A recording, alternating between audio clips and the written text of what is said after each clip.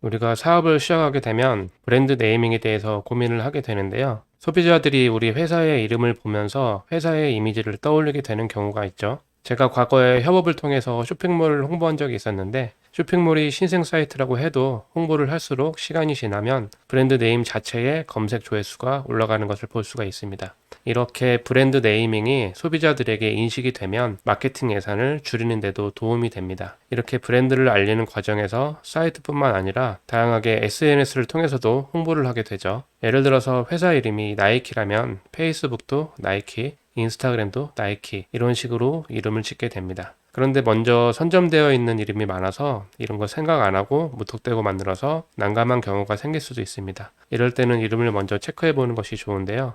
이렇게 네임 체커 같은 사이트에서 키워드를 검색해 보면 사용할 수 있는 이름과 사용할 수 없는 이름을 체크할 수 있습니다. X로 표시된 것은 이미 사용되고 있는 것이기 때문에 사전에 미리 조사를 해보면 도움이 될 수 있습니다.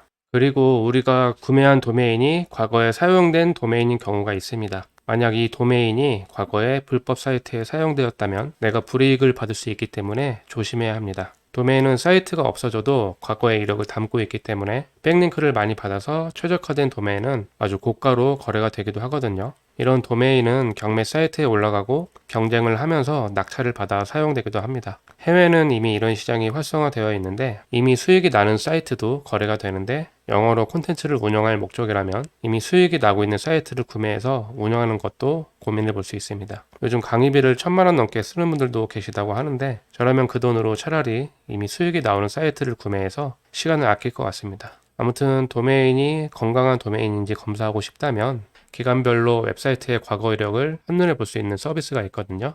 네이버를 예시로 한번 검사를 해볼게요. 도메인 주소를 넣고 검색을 하면 이렇게 시간대별로 사이트의 모습이 어떤지 확인할 수가 있는데 1999년도로 한번 돌아가 보겠습니다. 그리고 이 달력에서 날짜를 체크하고 시간도 체크해서 클릭을 해보면